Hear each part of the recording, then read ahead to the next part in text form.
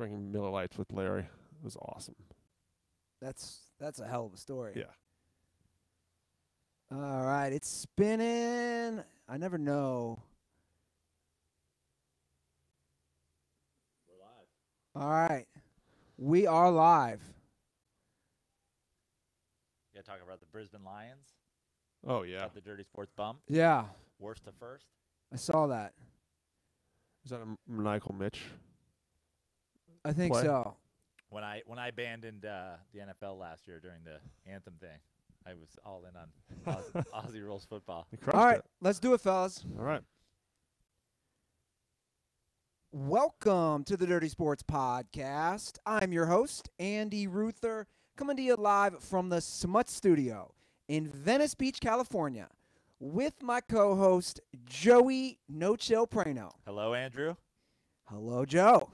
And sitting between us, making his triumphant return off of UVA's national championship, Tug Coker. Hello, Andy. That was a good one. I'm feeling so good from Minnesota. And a lot of that's from the grovelly voice of me drinking and partying all through the night in Minneapolis. You were partying with your parents, correct? With my father. Just your father. I did buy him a shot when we won. A shout out to Stango for telling me to go to Eric the Red. We went right to Eric the Red, right outside of Viking Stadium or U.S. Bank, and bought my dad a shot. And I immediately bought him a ginger ale back because I knew he just wasn't ready for a Jack Daniels shot. How did he feel about it when he took the shot? His face is. I don't think he's ever had a shot in his life. I honestly don't think. What was the shot? Jack Daniels. Which is whiskey, Andy. I know what Jack Daniels is. I used to drink it all the time before the denting. We saw the pictures. Pretty epic pictures. Which pictures? Pictures of you like celebrating, and there's like that one where you look like you're 9 feet tall, banging against the roof of a basement. Maybe you're trying to get out of a fraternity house basement. Back in my frat days, yeah. just out of control. Yeah. Speaking of frat days, I got back into the frat days. I had about 15 college friends meet up in Minneapolis. It was a pretty epic, visit. I mean, both games. I mean, I know you guys. We'll get just a little recap. It's a huge sports week, but the Final Four was awesome. Yeah. And the championship game was pretty epic. I mean, I saw some tweets early from Andy saying it's boring. And I think it was a little slow going off Well, the bat. I got put on blast. Cold Taste Exposed picked me up. Did you see did. that? That's a huge win for you. That's why. It's the biggest sports account on the internet that Andy doesn't run. That's why. So that's a nice. He's taking over. I was still getting tweets as of yesterday. I was still getting responses because nobody looks at the timestamp. Yeah. So when I tweet that the game's like 21-20, low scoring, nobody can make a shot. Well, what I loved about it, I'm just over here like first of all, I enjoyed that game. It was like because it was close, went to overtime, whatever. But I'm completely removed from college basketball. Meanwhile, I've got like the biggest opponent to my college basketball sucks argument was Andy Ruther last year. Because, Xavier was good last year. So then it was like, college basketball's the best. You're a fucking loser. You just fucking hate college. Fuck you, Brano. And then Xavier's out of it this year. Ruther jumps in on the fucking college basketball sucks train, and it just comes back to bite him in the ass. No. Hold on a second. They had teams who could score last year. Again, let's bring back that Villanova team that had 3 great first-round picks. I'm just saying they were efficient. They ran like a finely tuned machine. A lot of these schools were not scoring points. Now, in the second half, both Texas Tech and Virginia turned it around. I'll give them that. It became a competitive, fun game to watch in the second half. But you're there. I want your perspective. First half, is that fun to watch? Well, it was along the lines of what we expected, but I do think you see that a lot with like Final Four and championship games. Yeah. Not in like people are nervous. The guys are nervous. They know the moment is huge. Super Bowls. Super Bowl, same thing. You see with Patriots have never scored a touchdown in the first quarter. Sure. So people are adjusting to style of play. There's the shots are harder to hit, in these giant domes. And I think people it's like a feeling out process. Sometimes like a boxing match. You're kind of feeling each other out. So, when you're watching it live, you don't really notice that stuff because every shot has such high stakes. But see, my problem is I'm already seeing it in the YouTube comment sections. I'm already seeing just denial. This is what I hate. It was good defense. It wasn't. Guys, Yeah, I got to disagree with that. I mean, first of all, those Did you hear what Charles Barkley said at halftime? Both those teams were great defensively, but that doesn't change the fact that my problem with the thing from the beginning is that there doesn't seem to be an offensive identity for the majority of the teams. And that's why, like, people are like, oh, Duke, blah, blah, blah. It's like, yeah, they don't have an offensive identity either, other than they have 3 unstoppable guys who, you know, are going to be NBA fucking stars. But it's just, like, what, Tug, when you're watching it, why am I watching it go, like, why does Virginia just pass the ball around the perimeter until they, like, hoist a bad 3 with, like, 4 seconds left in the shot clock? I'm actually really glad you brought that up. In the semifinal game, when Virginia played Auburn, I sat one row behind Frank Martin, who's the coach of South Carolina, was a coach of Kansas State. And I went up. Now, can I ask you before you jump in? Yeah. Frank is always angry. Was he angry watching? He looked like he was angry, but he was actually quite. And I went up to him. I said, "Hey, Frank, you know, I just got to ask you, when you're here watching the games, what are you looking for?" And he said, first of all, I said, I'm a big fan of yours. You gave a speech about a year or 2 ago talking about being a teacher to the kids. Yeah. And it was a really good, it kind of went viral. Yeah. And it was a really cool speech, and I just told him how much I appreciated that. And I think they kind of warmed him up. And I said, well, what are you watching when you watch these games? Tug always has, like, a deep dive on, like, your philanthropy work, so he can come in with a softie. It's exactly right. Smart move, by the way. It is very smart, because I didn't want him to kill me. I really appreciate the Frank Martin Fund, which I know does so much for ALS. Anyway, what are you looking for tonight? I just Venmoed for $5. And I said, what are you watching? He said, I love watching Virginia play, and I always watch off-the-ball movement. When I'm watching college teams play that I admire, like Virginia and Tony Bennett, I watch what guys are doing off the ball. So that was kind of interesting for me to look at from, you know, a coach who's been in the Final Four, his perspective. And I think that's when UVA gets into trouble, they don't. There's a lot of, and it's any college team. You just see a lot of teams not moving the ball or the man. Like, it's just a lot of standing around. And I think that's, you know, everyone loves Jerome. He's a great player. He's probably a late first-round draft pick, and he takes big shots. He's fearless. Maybe it's that New York energy that these players have. I know Joe had when he was growing up. But he also has a tendency, I think, to take, you know, you take the good with the bad. Sometimes it's a bad shot late in the shot clock. I think you're just seeing nerves. I think DeAndre Hunter started off really slow. But it was fun for guys who like the pros to watch a Culver DeAndre Hunter battle in the second half. Like, if you don't love college game, you still get to watch 2 lottery guys. Yeah. You know, show me what you have. Sure. And it was cool to watch them guard each other. But it was interesting too, because that's all I care about in these games, and I was watching them, and the first half they were both a disaster. Yeah. And like whatever, nerves. And in the second half, like, Culver wasn't great. Wasn't great. He was like 5 for 27 or some ridiculous number. And then Hunter, you're like, this is the guy, and they just kept leaving him, like, open in the corner for, like, catch and shoots. I saw a couple of tweets where like they forgot, like, someone said DeAndre Hunter has a spot. Yeah. Texas Tech has not figured out that's the right spot. The right corner of it's just like in the second half. And that's why, as a guy who's watching it who doesn't care for college basketball at all, or even I barely know him. You know, I know him from the tournament, and because people are telling me he's going to be a lottery guy, so I'm watching it, and then I'm going like, is that the guy? Is that the lottery guy that they're just letting stay in the corner there? They're going to get him the ball, and then he'd get it, and then, you know, I think he was 5 for 6 at one point from 3. Yeah, exactly. I think he had 4 or 5 threes. He made himself some money, I think, on Monday night. And I read some articles today. The comp for him. But my point with that a little bit was, you know, everybody's on how great the defense was. They were letting the lottery guy take open corner threes. But it's surprising. People hit some good threes in the second half. I thought Francis played pretty well for Texas Tech. Mooney, who went off on Saturday night against Michigan State, didn't just shoot a lot. Chris Beard was absolutely in his face at timeouts, telling him, like, you got to shoot the ball. Yeah. We need your offense. And he made a couple threes. What was the atmosphere like there in terms of the breakdown? UVA fans, Texas Tech fans, general college basketball fans, people from Minnesota who are like, this is an event we should be at. It's funny that the person next to me sat next to me both days, and he was just a person from Minnesota. Just wanted to come watch the energy. Yeah. And I think there was probably 20% of people from Minnesota just out there to, like, support Minnesota, watch the games, know that there's a big event on hand. I thought Texas Tech and UVA both showed up. I thought it was a really good energy, actually, for the night. I was in the middle of the UVA section, so I definitely heard a lot of UVA stuff. But when Texas Tech hit a couple big threes late, when it was like 57-51 and they went on a little run, that it was crazy loud. It's a pretty deafening stadium. And I don't know. I enjoyed it. I'm curious to hear what the thoughts were. I haven't watched the game yet on TV.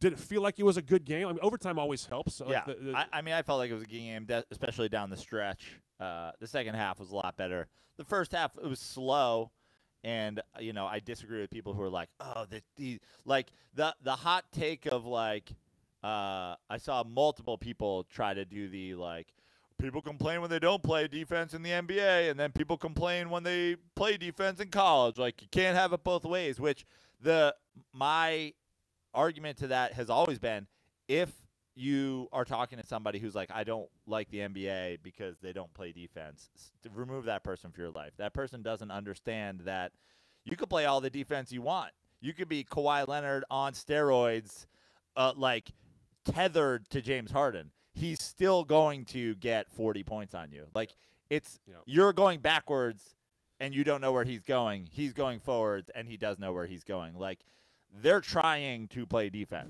especially in the playoffs. Let's address something that hasn't been said yet. Because of these tweets, and I don't know if you refollowed him, Joe unfollowed Joe Schiavelli. I unfollowed Joe Schiavelli. There's some drama in the house. I'm just saying. First of all, I had a purge recently, and I'm in purge mode. We did binge a few years ago when I was following everybody who was supporting Vince. And now I'm unfollowing. I've got to get back down to a reasonable. Twitter's breaking me lately, so I'm trying to get back down to a reasonable level. And now it's basically a one-strike. It's a one-strike process. So what was it that broke the camel's back? Like him doing like SpongeBob, capitalization and uncapitalization, like this game's bad or whatever, and like, but they're not scoring, or like, but I'd watch Duke. It's like, first of all, if I know you. And I've talked to you, and I'm well aware that your basketball knowledge is 0 or around 0.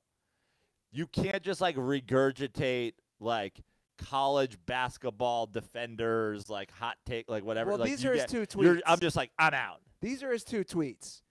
NBA fans complain when NBA players don't play enough defense. Also, NBA fans complain when college teams play too much defense. This is the one that got you over the edge.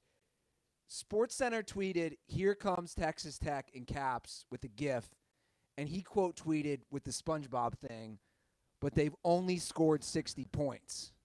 Yeah. And Prano instantly texted me and just goes, "I've unfollowed Joe Schiavelli. Yeah. Can't do it."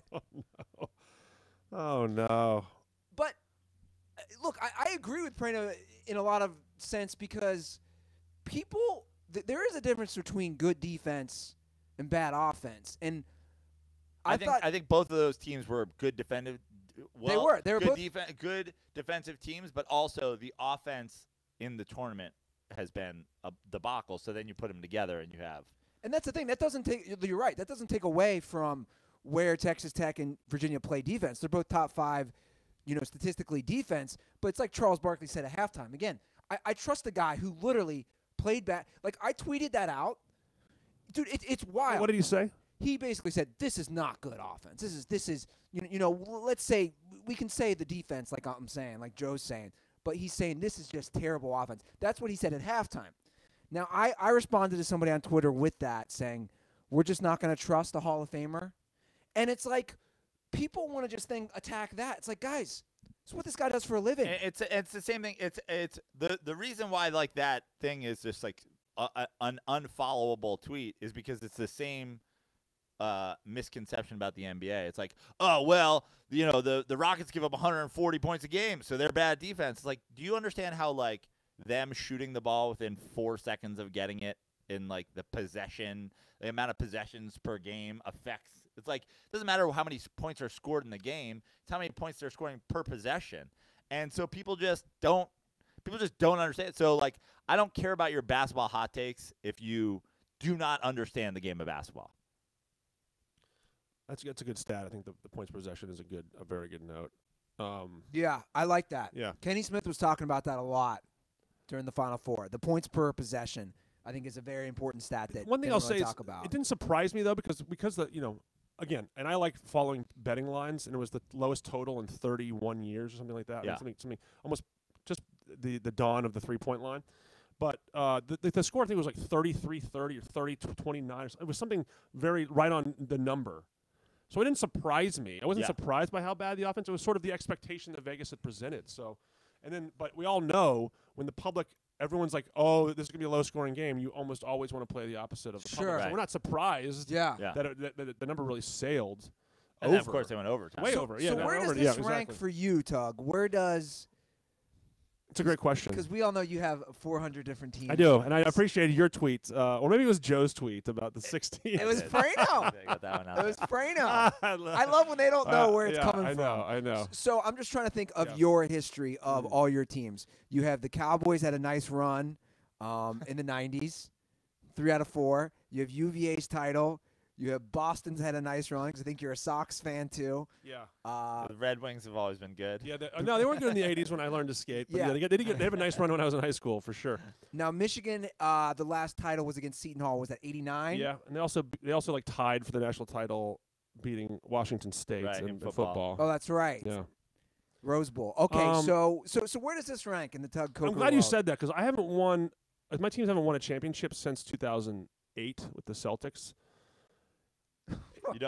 Wait, Tug's a Celtics guy too? Yeah, I am. You don't count the Red Sox because you're evil Tug. I don't get the joy out of. Look, here's the thing. I said this before. I don't love. I need a diagram. I know. I need a PowerPoint presentation. You had George Mason in the Final Four a couple years ago. I really love that team. That was a great team. Beat UConn to get there. You guys have said this before, and the first time we met you on the show, I said this. It's hard for me to really love watching 18, 19, 20-year-old people for sure. like affect my life. Like as much as I love watching the game of basketball, I didn't get the most joy out of watching young kids because I'm just different now. I'm just an older guy who loves the NBA more than college. And I thought in the Auburn game, there are people turning around praying for the basket, for Kyle Guy to make the free throws. Classic Southern move. Very, very Southern. And I just felt like, you know what, good for them. I just don't have that sort of, it doesn't affect my life that much. I think I'm just sort of removed emotionally from a lot of sports. I remember much more crying when Weber called the timeout than I do the highs of people winning a championship. Sure. I bawled my eyes out when Weber called that timeout. So it's hard to say where this stands. I was really just. You were like 19. Yeah, I was like 14 or something like that, 13, and I just really cared about sports then. Now it's just like. I mean, I've become the same way even with now the way the professional sports is like they're doing the math on the value of a player, and if we can get 80% of the value out of somebody who's 22 that we can out of somebody who's 38 that we have to pay 10 times more. So like I have a hard time. I'm rooting for sports less and less because I'm like, these are kids who are exchanging SpongeBob memes and like sliding into each other's DMs with like shit talk where I'm like, I can't relate to you guys. I can only care so much. I think it's like watching Little League a little bit. I actually think about you because sometimes you guys use that meme or whatever of Joe Prano throwing something with the Knicks. Yeah, and I just feel like I don't know if Joe really does that. A couple years. Yeah. Now I don't know. You were pretty crushed. We could go back that episode when the Mets lost the 2015 World Series. Sure. You were pretty crushed then. Yeah. Well, that was my year. And I think that was, that was the year of Joe. That was the year when they were tied for third place when I threw out a first pitch, and then they go on a, historic World Series run, only to have it come crashing down. I love this UVA team because I love the story. It's a great story. You love storylines. I do love storylines. That's why you love Tiger. Well, I'm an That's why you love Tiger. It's why I love Tiger. It's why I'm in entertainment. It's why I just like to tell a story. Just want to tell us. We're storytellers, guys, out here in Hollywood. We all gather around a campfire and you're a much better looking and much more likable version of Bob Costas. That's what you are, Tug. Is that right? Do I have the pink eye? That's why I said much better looking. Thank you. No, I love Bob Costas, but the thing that was fun for me is you watch a team lose to a 16 seed. You see these guys cry. I have 2 parents that are season ticket holders to UVA games. You have people that really do care for them. I'm just kind of like happy for them. And I'm happy for you, Tug. Thank you, Joe. Thank you, Andy. Well, I'm looking right at you in the eyes when I say that. Well, Thank you, I Andy. know, because Go I feel go like online and see. And here's why I'm happy. I gave this out. I gave out UVA a couple months ago. Go to Vegas, put money down. Andy's had some great comments about how they would never win a title. I encourage you to go to Dirty Sports or go to at Tug Coker on Twitter and watch this video that Nikki D and I put together. It's really special. I mean, And, I'm just getting put on blast every week. This is back-to-back weeks now where you and Nick D'Alessandro have pieced together. Yeah. I will say 2 masterpieces. Thank you. That really make Oh, me. that was a second. There's a new video. It's a new No, it's a new version. Amazing. Please go out if you saw the first one. It's great. Check out this new one. We've tweaked it and I think we've improved it. Man. But look at your week. Cold takes exposed. Yeah. I mean, you're on a high right now. Yeah, lots of being put on blast here. You gotta stick your neck out if you want to be great. Well, You're doing it. who knows what kind of takes I'll be saying this episode. Exactly. Here's a take. I'm going to look right in the camera for this. Tiger Woods not winning the Masters. Boom. Okay. Right. Ruther just took the field. I know exactly. But before we go into the Masters, and I'm going to scoot out of here. I just want to say, Minneapolis crushed it. I've been to Atlanta's Final Four, San Antonio's, and this one I thought they did a great job. The weather held up. He's representing Prince today, Prano. Yeah. Representing Minneapolis. Prince. Got my Paisley Park going. Got my Purple Rain. Got to meet in the flesh Charlie Ryan, Stanga. I told everyone I was buying beers if the DirtBall showed up. Some people tried, couldn't make it. Those guys did, so shout out to them. Two Dirty Sports legends. Yeah, absolute legends. Two Hall of Famers. Had a blast. I actually went to get a burger, which is called a Juicy Lucy, which I talked about, where they put the I told you, Juicy Lucy definitely sounds like a girl I dated. Oh, Juicy Lucy. Gave it up on the first they date. put the hot cheese inside the That sounds great. Inside the patty. inside the patty. Nice. And Stenga said I had a burger with him. He said give it 2 minutes to cool down. I said okay. So I waited 2 minutes. I bit into it, and it exploded right on the top of Stenga's head. I felt Shut the terrible. fuck Yeah, up. it did. It just went boo. That's amazing. Yeah, I wish I Tell you what. had a video of that. I do know. Juicy Lucy, she explodes. She's a squirter. She did. It was an amazing time. I'm very happy for all the Cavaliers fans, my parents, myself as an alum, and I'll give out some predictions. It's just good to be right. Yeah. Predict it for all the dirt balls. Hope everybody made some money out there. Speaking of money, let's talk Tiger Woods. Yeah, I came to a new place in my relationship with Tiger this week, because the tweets have multiple people. It's already started, and I'm at now. I said I hope he wins. Wow. Here's why I hope he wins. Revelation. Wow. Here. Whoa. Here's why I hope he wins, because I don't care at all, and I'll never care about golf. I love to play golf, but I'll never care about watching on TV. Jim Nance is human Ambien when he's calling golf. I can't. If I wanted to stay awake, I couldn't. And the 10-year, the truly decade-long, he's back. I need it to end. Just let him be back. Let him be back, because, I mean, when Masters sort of the unofficial start of golf season, right? So now every 3 to 6 weeks for the rest of the year, I've got to get the guys. The thing about the Masters was his back was hurt, but the U.S. Open, this is the one. I want him to win immediately. I'm over it. I can't. The Tiger, it's a decade. It's been a decade since he won a major. A decade. Over. It was Over a 2008. Yeah. Guys, Right? you guys understand how hard it is. He set the bar so high for himself. It's hard to win a major. Right. Which we've stated. Of course it is. Therefore, you are not back until you achieve what you achieved before. That's how you look at things in life. If he wins one major, are you guys going to 100% say that he's back? Yes, Like he did it. I've One said major. That, I've said that all along. Okay. I have been on record on Twitter, on this show. I said that all along. All you need to do is win another major. I never said it was easy, but you are 100% right, and you're actually repeating what we've said. He did set the bar high for himself. He set it so high. So it's almost, it makes it that much more difficult because he was so successful. No one's denying that. But the other that's thing the definition of being the other back. thing is, if you're an irrelevant golfer right now, let's say you're the 100th best golfer in the world and you win the Masters, you're suddenly someone that is going to be talked about next tournament and the tournament.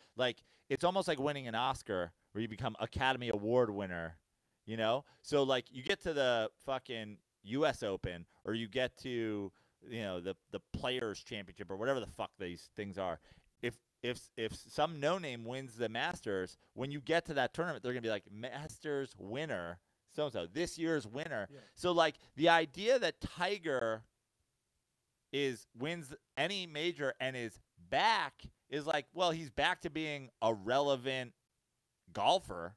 He's certainly not back to being Tiger Woods, right? Now, if he finishes, why is that so difficult for people to understand? That's what I don't fully comprehend. It's like they love him so much because of what he's done, and yet meanwhile they're willing. They're like, it's almost an argument against themselves. Like, this is why he's so great. All he has to do is finish second, and now he's back. And it's like, wow. It's like that's what I've said before. Like, I don't want if I end up having a Netflix special and a sitcom and hosting the Oscars, and then I return to do an episode of Dirty Sports. It's not like he's back. He's back. It's like, no, I mean, I'm back to being not as good as I was once. It's like Jordan. I always like to bring up Jordan. I will never forget. It was my sophomore year of college. I was so excited when Jordan came back. Did he come back for 1 or 2 years? Three. Okay. So I guess it was before my sophomore year of college. You're talking about with the Wizards. Yeah, with the Wizards. Oh, no, two. By the way, was it 3? I think it was 3. Okay. 2 or 3. Anyway, I wanted you to specify because there's a lot of people on the internet that don't know that Michael Jordan came back for the Wizards and was a complete and utter debacle. Yeah, so Jordan comes back for the Wizards. They made the playoffs. Did not have a winning record. So all you trolls out there on Twitter who said, oh, he never played on a disaster team, you know who you are. Yes, he played on losing teams that still made the playoffs. Anyway, I was so excited as a guy who lived and died by Michael Jordan growing up. He was my guy. I didn't have a team in Cincinnati. And obviously, it's very easy to like the best player and the best team. I had all Bulls gear, Jordan, blah, blah. But I remember when he came back, like Joe just said, when old Jordan was a shell of himself, I wasn't like, he's back. I was like, yo, a watered-down 20-plus, 22, 23-point game, low shooting field goal percentage version of Jordan is back. This isn't the MJ I know from the Bulls. But for some reason, golf fans don't see that with Tiger. The difference is Tiger isn't that. He's not washed up yet. He won the Tour Championship last year. He almost won the PGA and the British last year. It's like it's the equivalent of you saying Michael came back out of retirement and he got to the conference finals or was in the finals and lost. I mean, the guy, like, to say he's not washed up. He's right there. He's still a top 10 ranked player in the world if he played enough tournaments. He doesn't play enough. But so he's Gronk? Tiger Woods is Gronk? Maybe he's Gronk. I mean, but he's not. He's not Michael Jordan. He's not Michael Wizards. Michael Jordan. He's not. He's just not. So where's he at right now? He's on the cusp. Can we get an update? Can we get a scoreboard on the big screen just to see where he is right now? He was even par through 7. But can I get a comparison? Like, give me an athlete comparison of later in their career. This is the problem. I go to ESPN. Right, of course. I completely agree with you. I go to ESPN. I'm over it. I can't. I'm not. Because I don't care for golf, and I don't care about Tiger. What we're talking about is the fact that you go to ESPN homepage, and Tiger is the first thing you see. It says, follow live, Tiger keeping leaders in sight at Augusta. Guys, how many fucking times are we going to say this? But your problem is not the people, right? We said this before, too. Your problem is not the fans. Your problem is the media, right? Well, but the also fans feed into it, which then creates more of the phenomenon. And also, there's the people that are like, "This is why that should be. This is why. This is all he did in his past, and this is why." He's 2 back. He's 2 back. Of what? The leader? Yeah. He's -1. He's tied for 13th through 13 holes. There's Finau. Through 12. Finau is my sneaky pick for the Masters champ, as everybody knows. Through 12 holes. Yeah. I like Tony Finau as a sneaky pick. Look at Fowler in the mix. But this is your week, Tug. This is your it's a great March week. Madness. It's so many golf. Next year is the Final Four is in Atlanta. Everyone wants to do the Atlanta to Augusta week. It's a huge week. I've been to one Masters event. I went to a Wednesday practice round. It's amazing. You guys would have an absolute blast. They keep all the prices down, like the that's what I'm all about. I'm all about going and watching golf in person and being on the course and drinking. You see like the elevation changes that you don't see on TV. Yeah. How hilly the tournament is. I mean, it's a really amazing week. And the other thing is it's a good week for Tiger because there's only like 80 players in the field. Like it's a small field, so your chances of winning are higher. Well, we didn't get to your actually view on it. We stated what we feel about him being back.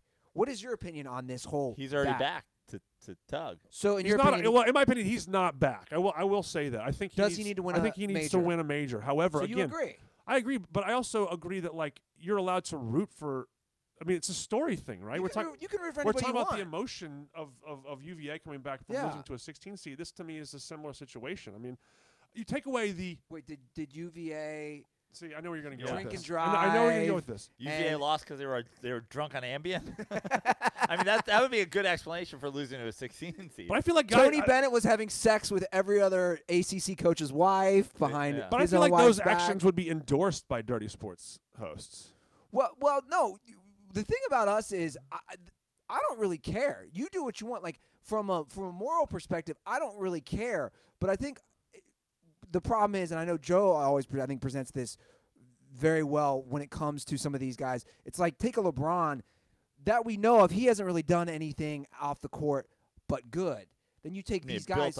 He like spent $80 million building a school, and that's the thing. That's like the Tiger has a foundation too, guys. Right. I mean, right. But I'm saying he's never cheated on his wife. He's never whatever. Meanwhile, it's always like he's a fucking coach killing fucking piece of shit, and he's selfish, and he gave Magic Johnson AIDS a second time, and that's why Magic's leaving, and the fucking and Kyrie left.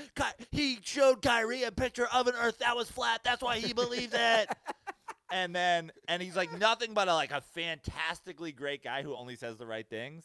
And then it's like, we got to root for Tiger to come back from being like addicted to the fucking hooking up with like trash bags. That's the thing, and I don't hate Tiger personally. I think people need to understand that. I don't hate him. Who's like on the record as being like a dick. Like he's a fucking dick, and he like doesn't fucking tip me, and he's a piece of shit. And I'm talking about Matt Kuchar. Just so we're not talking about Tiger, who by all accounts I've heard is a good guy behind the scenes. And the other thing I'll say about Tiger, when Tiger was going through his reign in the early 2000s, I was not a Tiger fan. I didn't like his attitude. I didn't like the GQ shots of him with the muscles and stuff. Like I wasn't into that. I'm into guys who have been somewhat humbled and are coming back, and they've gone through the physical ailments and have gone through the personal, travails.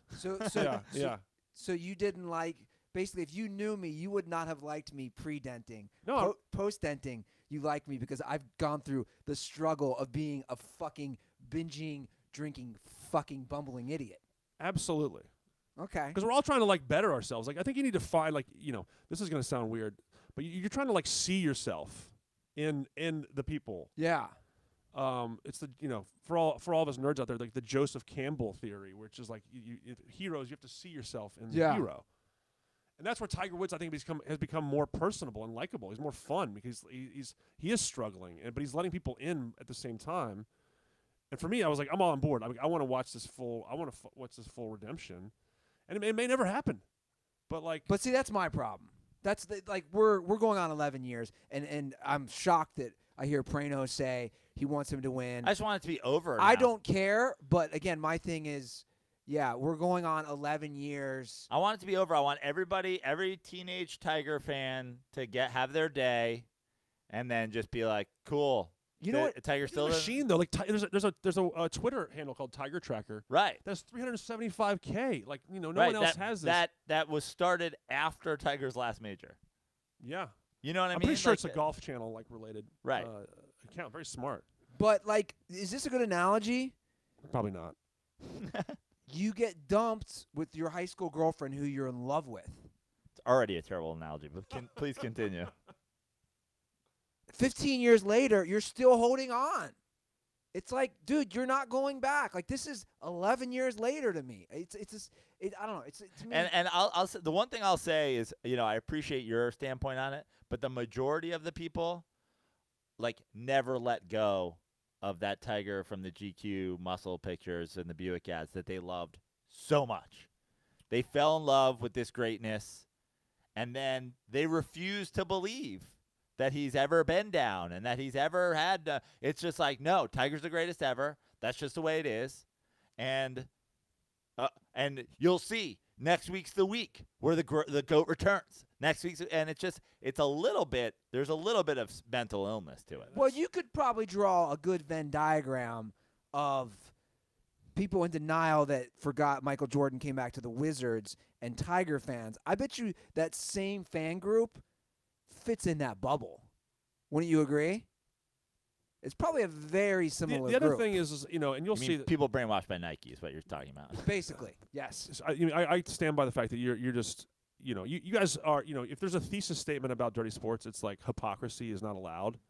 Correct. That's am I right? Yeah. Yeah. So your issue is really just about the state of the media and how people buy into it. Well, you're probably right. Yeah. And I think we do that across the board, not just with sports. Yeah. We see that you see the hypocrisy everywhere, and when people aren't like, I just don't understand how people don't see these things, and they're in such fucking denial. But here, you know what the difference is too? It is Beautiful Masters Thursday, and I'm gonna get another beer. Get another beer, and then I'm gonna bounce and let you guys take over your show. You have an audition I today. have an audition coming up. He's guys. gonna Root for play me. White Tiger Woods. That's right. In the new ESPN 30 Yep. for 30. Whiter Woods. But the other thing I'll say about Tiger, and then I'll go, is that and you talked about this before. There's such a dearth of charisma on the tour that there's very few people that just command like eyeballs. Like people, Phil's 47 or something now, and his Twitter is amazing, or his Instagram is amazing. By the way, he's got a personality, sense of humor. Brooks Koepka, who we talked about before, is like a 3-time major champion, went through like this overhaul of his body today. Like he lost like 30 pounds, stopped eating cheeseburgers, and he got fake teeth or something. And I guess that's my problem with golf fans is like you just talked about how great Phil's Instagram is and whatever. Like from an outsider's standpoint, from a guy who's not super into golf, Phil Mickelson, who, as far as I can tell, is a pretty good guy. Did he have a bad like? Did he beat his wife or anything like that? Or He had white collar crime. That was it, right? He was involved in that. But he has been painted as the villain by being Tiger's like main competitor back in the day. So like he's the Rowdy Piper for like Tiger Woods, Hulk Hogan, And meanwhile, it's like, that guy's probably struggled a lot with life. Like everybody's rooting against me because they all really like the nerdy guy who decided to like fuck his friend's nanny and then every Perkins waitress in America. I think it's similar to like for people who watch tennis, and like people don't hate Phil. Phil, there are some rumors out there about Phil's behavior behind closed doors, but I can't. They're rumors, so I'm not going to talk about them. But people see it as like a Federer and Nadal thing, where people kind of they love one guy, but they respect the other guy. It's not like a out and out hatred of the dude. And then Phil, Phil's just and they're just cool styles of play. It's just very different. But that's why I think more golf should go. Like golf is such an individual game that like every opportunity. And Tiger was like so famous, he tried to close people off. But I think golf should go the other way and be like, go on my journey and watch how hard it is to be, if you're in the middle of the road golfer, I think it's a very interesting place to show your journey because you can't take a Concorde. You have to fly. Yeah. Whatever, coach. And so I don't know. I think that's where people need to go to show. Well, Tug, I know you're a big country club sport guy. But very big. I'm coming along on your tennis journey, but I can't Can't golf. do it golf? I'll play golf with you. Would love to. Let's do it. I'd be honored. Penmar? Sure. Penmar for 9? I'd be honored. Let's do it. We'll eat the cafe. I'll play. But I can't. Let's get out there. I can't get into the golf. Like I like I said, to go bring it full circle. I hope Tiger wins. Good. Let's just be over with it. He's back. I do Great. too. He's back, everybody. Hope he's back. I like Finau to make a run. Hopefully, it's just it's impossible to guess who wins a major. It's one of the hardest things to do. But hit me up at Tug Coker on Twitter if you want to talk golf. I know these guys get tired of it. One day we'll do a live Masters commentary. Maybe next year. The only way I'm doing that is if I'm just out of your mind. Smoking that green. Yeah, I got to be highly. I'm also gonna need you to wear a Intoxicated on white edibles. caddy's outfit. The entire. Oh, I would do that. I would do that. If we want to do it, I'll definitely wear a and white you should have like a caddy bag outfit. of Miller Lights. If, and you're like, hand me a Miller if Lite. Tiger Woods wins, if Tiger Woods wins the Masters, you should run the Cincinnati Marathon in a caddy outfit. Guys, I got my hands full. Yeah. Shout out to Tommy Dewey, by the way. We were texting again yesterday. He's been following up with me. Like, Good for him. Like, he's looking out for me. Yeah. Like, to a T that I don't fuck this up. He just goes, I don't want to see you with braces, man. Like, That's nice. you know. That's nice of him. Hey, I just want to say real quick, I've been on the show because Joe's success as a stand-up right now has been, big and allowed me to fill in for a couple spots. So thanks for all the I look forward to you doing it full time one day. thanks for all the dirt balls. For Thank you, Joe. I appreciate that. Let me jump in and talk some shop. I'm happy to get a couple things right and a lot I want more to ask things you wrong. one thing because you're a basketball guy. Yeah. Before you go, Yeah. your March Madness thing was like get on, Virginia early. There's value here. I put it out there. Probably over a month ago now that the Rockets were still 12-1 for the championship, and I think that they actually caught like a great break here. Couldn't agree more. I know where you're going with this. 4 seed, so they get the Warriors potentially in a round 2 matchup, less wear and tear on the whole, Harden, Chris Paul, whatever, less pressure. I almost feel like Did they get the Jazz? what's that? Who do they Yeah, they get the Jazz first, which I don't think will be easy. No, but I actually like that matchup. I'm kind of rooting for the Thunder to make a little bit of noise, and I think a Rockets Thunder series. I'm glad that both teams avoided that. To be honestly, But I kind of like I don't think the Jazz. That's another part of it is like how difficult the Jazz series ends up being. Everybody, I like that call. but I think the Rockets. I almost think the Rockets have a better chance playing the Warriors in the second round than they do if they had played them in Western Conference Finals. That's a really good call. Interesting. When I saw the Final Four odds come out, I saw Texas Tech was pretty respected by the Vegas, and that kind of raised my spidey sense. And I think 12-1 is actually. I mean, I think to me that says Vegas really respects the Rockets. I feel like that number. I feel like anyone in the Rockets, I mean, in the West should have almost no shot in the minds of the public. They almost it was minus 200 for the Warriors. Yeah. Like they were basically saying it's the over. Warriors. Yeah. But like of all the years, to me it's crazy to think that this is the year where they're the most sure thing they've ever been. Everyone's sort of like thinks it's a foregone conclusion. I think this playoff year could be really, really interesting. I think the East is going to be very, very interesting. Yeah. And the West is there's a lot. I mean, the West is just loaded, so it's going to be a great year. At that, I'll leave it at that, guys. Thanks for letting me be on. Thanks for stopping by, Thanks Tug. for talking hypocrisy. I'm gonna go audition, sing for my supper. See you guys soon. Hey, man. We hope you get it because we've been rooting for a long time for Tug to be back. I'm not back until I get another job on someone else's show. See ya. Tug Coker, ladies and gentlemen, the great Tug Coker. Follow him at Tug Coker, at Evil Tug Coker. Is it just at Evil Tug? I think it's, just at Evil Tug. Always good for him to stop by, isn't it, Joe? Fantastic. I wish he'd be here more. I wish he'd be here in place of you sometimes. He's always here in place of me. Wow. Well, maybe we can do that when I go to Cincinnati, you asshole. Ooh, look at that. As long as you want to set up shop in here. Sure, just leave it set up. I'll just press play. Well, Brandon, before we go on to other sports news, I want to talk about this amazing free fly gear that we were sent. I want to talk about it too. Feel how soft this is. I got this as well. This is a long sleeve T-shirt, a long sleeve shirt. And I believe, correct me if I'm wrong here, I believe this is made from bamboo. Bamboo. It's so incredibly soft. Butter soft. So here's what I did with it.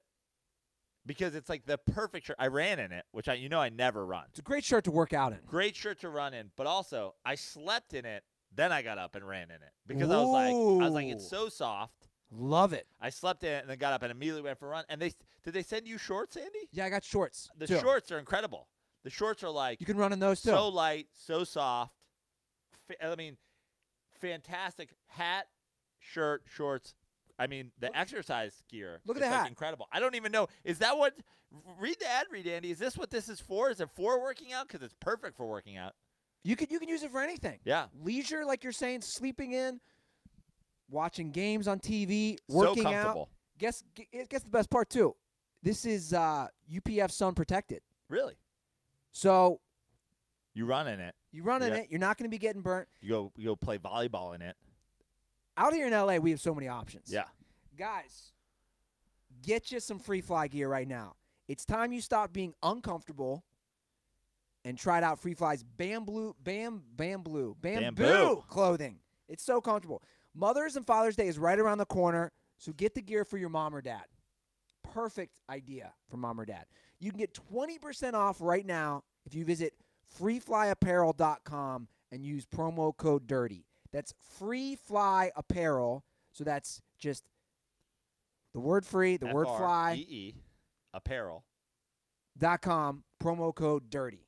20% off. Let me say one other thing How about soft this thing this is. stuff. That I really like. Obviously, you're wearing the hat, which is a branded hat, but for the gear, for the shirt and the shorts that we have, there is nary a logo to be found. This is the logo right here. Yeah. Which I love it when like a company doesn't. I don't have to have the big thing across the chest. Especially you go to the gym, you go to the beach. You know, we're not going to name other name brands because we're doing a free fly thing here, but you got the big logo on your chest and it's on your shorts and it's on your arm.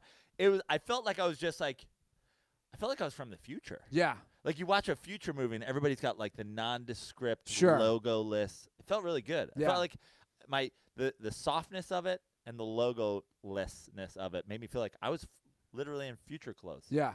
I wear the shorts every night. That's my lounge Netflix, my Free Fly shorts. So freeflyapparel.com, promo code DIRTY for 20% off. Okay, we have a lot to get to. We also have places to be. We got to talk a little Magic Johnson. Okay. He stepped down, kind of spur of the moment. Yeah. He was the Didn't even guy. tell Genie Bus, which was like a weird aspect of the whole thing. He was the guy who was waiting tables and just says, I quit. Can't handle this shit anymore. I'm done. Get your own drinks. Make your own cheeseburger. I'm done with this. Yeah, he sort of went full Office Space. Oh, yeah. Right? He did. By the way, I just rewatched that. So great. Because Office Space is one of the most underrated movies of all time. completely. I remember seeing it in the theaters when I was at Lehigh. I dragged friends to see it. Yeah. I told about this because The Ringer did a great. I was just going to say, did you read the – Yeah. That's why I rewatched it. And they say like not that many people saw it. I saw it for two reasons. One, love Mike Judge, have always loved Mike Judge, and two, at the time I was obsessed with Jennifer Aniston. Like I had a fucking crazy, sick Jennifer Aniston Friends crush, and I was like, I'm going to see this movie, and I thought like, oh, the guy from Beavis and Butthead, blah blah blah, and I walked out being like, guys, I'm pretty sure that's like the greatest movie of all time, and I almost feel partially responsible for its successes. I'm like, you got to go see Office Space. And they're like, isn't that the fucking whatever movie? I'm like, yeah, it's amazing. My brother Greg was obsessed, and I hadn't seen it. Then I went to college, and it had been out for a year, and he had the DVD, and that was the joke. Apparently, that's all he watched was that and Big Lebowski. So good. Were like his go-to movies. So good. But that's basically what Magic Johnson did. Yeah, just went blank, got hypnotized, and then drilled off the fucking doorknob on Genie Bus's office.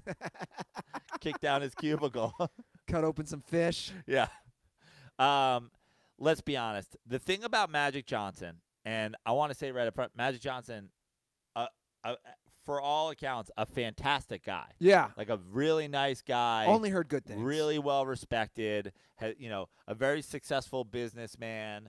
Obviously put together the ownership group, or is like the face of the ownership group for the Dodgers. That's had nothing but success under his run, even though he has nothing to do with it. But Magic Johnson's post-playing basketball career has been nothing but a complete and utter epic failure. Yeah. And the story that basically Woj was telling when it happened, he obviously was not doing a reporting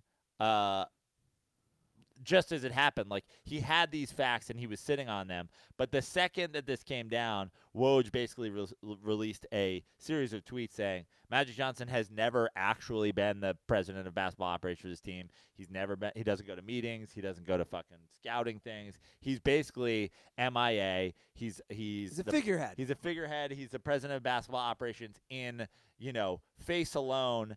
And that, he basically threw him under the bus and insinuated, like, if you're going to have a great basketball team, that guy has to live, eat, sleep basketball all the time. Well, and Magic Johnson straight up was not doing that. It's funny that came out right around this time and why he quit right around now. I was actually thinking that during the Final Four. And that he was there. And last week, yeah, he saw Michigan State beat Duke the week before. And I remember watching the game thinking, I'm not against somebody going. It's his alma mater. But I remember thinking, how many, GMs? Season is still going on. Yeah. Well, he's not the GM. No, I know. Rob Pelinka's the GM. Right, which is a whole other thing. That's kind of confusing for me. And you have the GM and you have the president of basketball operations. Yeah, and there's a whole obviously the immediate idiot hot take response was that LeBron is somehow related to this. Yeah. The Michael Rappaports and the Barstools and the Skip Baylesses.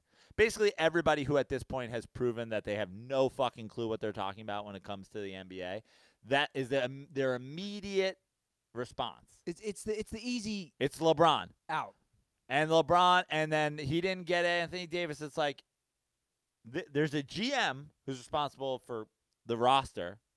There's LeBron, who's obviously the face of the franchise, and obviously Magic is responsible for bringing LeBron in. Sure.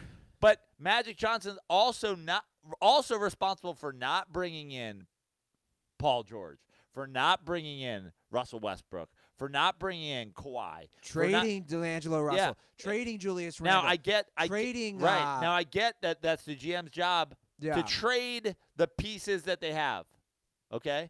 But it's Magic Johnson's job, the same way it was Pat Riley's job in Miami, to be the guy who goes big free. Like, Magic Johnson's responsibility with trading Lonzo Ball for somebody is really neither here nor there. Magic Johnson's job is to get Paul George to join the Lakers. You're Magic Johnson. You're Magic Johnson. You're one of the best players of all time. Ben Simmons is tweeting about how he wants to hang out and talk with Magic Johnson. Oh, Magic Johnson can't do it.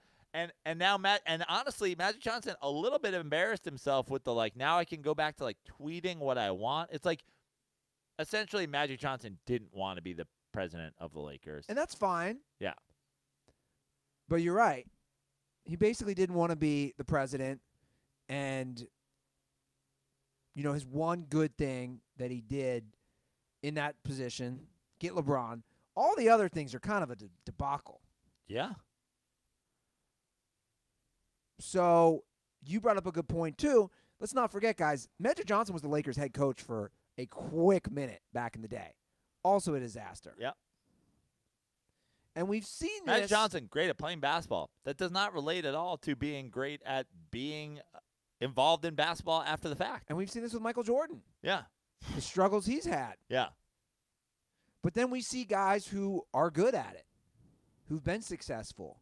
You know who was not an outstanding NBA player? Danny Ainge. I was just going to say Danny Ainge. You know who was not an outstanding, Steve Kerr? Yeah. And honestly, that I think oftentimes is related. It's like if you're not physically able to do certain things, but yet you achieve it to the highest level, it's because you understand the game at the next level. I was just thinking about this. Craig Counsell, manager of the Brewers. Mets are playing the Twins the last 2 days. Rocco Baldelli is now the manager of the Twins, and I was watching. I was like, Rocco Baldelli's doing a pretty good job. But Rocco Baldelli also famous for never should have been in the big leagues in the first place. Yeah. You're better off hiring a David Eckstein or a Jimmer Fredette or a guy who like you're like, there's no reason I should know this person's name in sports than you are hiring Michael Jordan or LeBron James. Well, there's a good point. I mean, even Jerry West. Look at Jerry West. Doesn't actually look like a guy who'd be fucking fantastic at basketball. He's one of the few.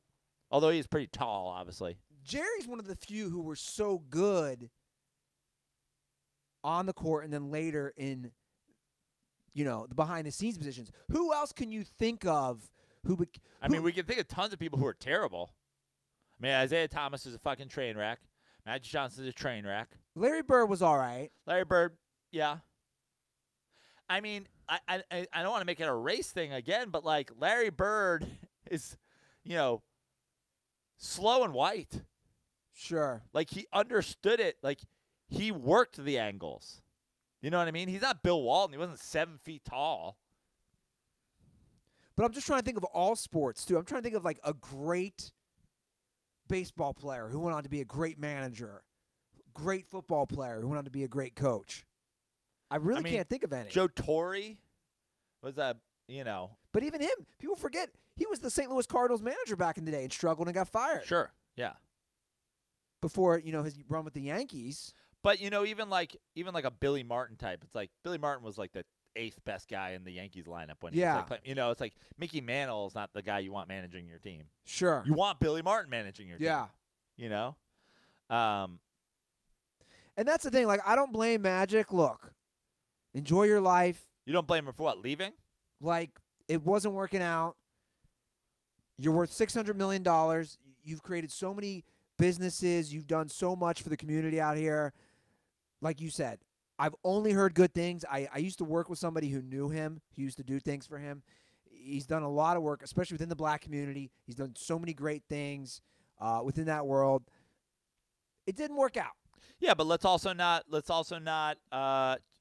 swap our love and respect for Magic Johnson as a person and a player with the fact that he did a bad job. Yeah, I'm not denying that. Right. And unfortunately, too many people are doing that. They're going like, well, Magic's a great person and he was great at basketball, so this is all LeBron's fault. And it's like, well, they should take your podcast away. Yeah. They should definitely take your ESPN or your Fox Sports show away if you have one. It's a bad take. It's a trolling take. The worst take. It's you know what it is? People who want to put everything on LeBron, and not that he doesn't have his faults, but people who want to put everything on LeBron in circumstances like this are the people who blame Obama or Trump when they're president. Oh, fucking Obama's fault. Fucking Trump's fault. Like, no, the president doesn't directly impact that. Just like one player on a team is not directly impacting all these decisions. It's just an ignorant take. And also, the idea that, like, LeBron ran Magic out of town, it's like, Magic got him here. He didn't even tell Jeannie Buss. Like, this is not an organizational decision. This didn't work out. You got LeBron here. We didn't make the playoffs. Yeah. Like, he straight up left. And honestly, you got to give Magic Johnson credit for, again, being a good guy. It's like, now he's not running the Lakers, but he's not running the Lakers officially. Before, he wasn't running the Lakers, but he was still getting paid to run the Lakers. Yeah. He was running the Lakers, but he wasn't running the Lakers. He convinced LeBron James to come to the Lakers and then went back to managing, movie theaters in the ghetto. Do you think LeBron? He's like, what are we selling snow caps for these days? And they were like, I think they're like $4 a pack. He's like, make it $4.75. You think LeBron regrets coming to LA at all? I think he should. He probably doesn't, though.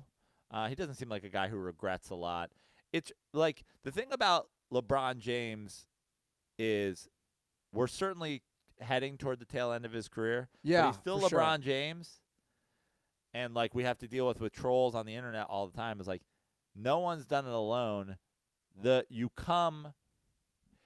came to Los Angeles either knowing Magic Johnson wasn't doing shit else and he was just becoming a movie producer and he's just going to fucking stockpile points and stats for the rest of his career, and he's proven everything he needs to prove championships-wise and legacy-wise, and this is going to be – and he's going to live out his elderly years in sunny Southern California.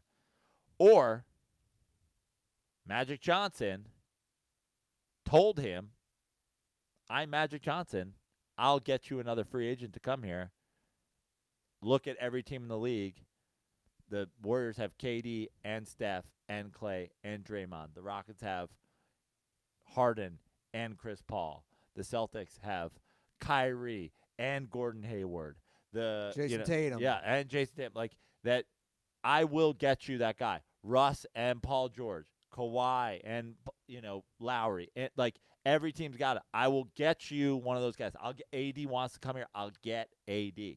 I'll get Paul George. I'll get Kawhi. Didn't get any of them. Not yet. Yeah. Not yet. But Magic bailed before getting him. Yeah. But he also wasn't getting them to begin with. That's why for someone who lives here and wants to see, a competitive team, I'm like, maybe it's good he left. He couldn't get Paul George already. He couldn't get AD. Right. See ya, dude. Yeah. Maybe someone else can try. But the Lakers, they're a fucking disaster. And it's an obvious move. The thing is, the Lakers aren't a disaster. They need Jerry West. The Lakers are one free agent away. They were 4th in the West when LeBron got hurt at Christmas. We're talking about a guy who has dragged They went 28 and Kevin 27. Love and Kyrie Irving to the NBA Finals. Well, they went 28 and 27 with him this year when he played. Yeah. But forget that. They went 9 and 18 with games he didn't play. I looked it up. Right. But forget the post-injury LeBron. They were, I think, like 19 and 8 or something like that before he got hurt. Yeah. They were 4th in the West. The Rockets are currently 4th in the West. So they're Anthony Davis away. Yeah. No, they are. They're close. But they need to get that Anthony Davis. Right. And Magic obviously knows he doesn't have a great shot to do it. Yeah. What did you make of LeBron, Chris Paul, your boy Melo, the Banana Boat crew showing up for D-Wade's final game in Brooklyn last night? Cool. They're a crew. They like each other. That's their best friends. Good for them. Okay. Yeah. Sure. Dude, Dwayne Wade retiring, it's a huge deal. Dirk retiring too. I know there's been a lot of talk. By the way, Dirk, it's kind of sad that it's happening at the same time. I think Dirk's losing a little bit of the shine here. I agree. And I actually would take Dirk's career over Dwayne Wade's. Why is that? Well, they both have a Finals MVP. Yeah. They both have the championship. Dirk won a regular season one? Dirk won a regular season MVP. Yeah. Dirk during his prime when he won that MVP and those years between him losing the finals to him winning the finals, I'm certain was a MVP. He was an MVP vote getter the whole time. Won the MVP, the longevity, the fact that he was the face of the franchise from the start to the finish. Yeah, I mean, I get that Dwayne Wade has championships, but Dwayne Wade has the one against Dirk, and Dirk has the one against Dwayne Wade and LeBron and Bosh. And it is peak, healthy, like everything Dwayne Wade, like an all-around better player offensively, defensively, yes. But this goes back to what we did with Gronk, is Dwayne Wade was hurt a lot. Yeah. Dirk's got a regular season MVP. He's got a finals MVP. He's the lead man on that championship team. Not to mention. And he's got all the career accolades. He's like 4th in scoring or some fucking nonsense. You're 5th in. Like, he's right there. I think he's 6th. Okay. That's what I'm, like. But the thing about Dirk that list is like the Kareem, the Jordan, the Michael, the Kareem, the Jordan, the Kobe, the LeBron, the whoever, the Elgin Baylor, the Dirk.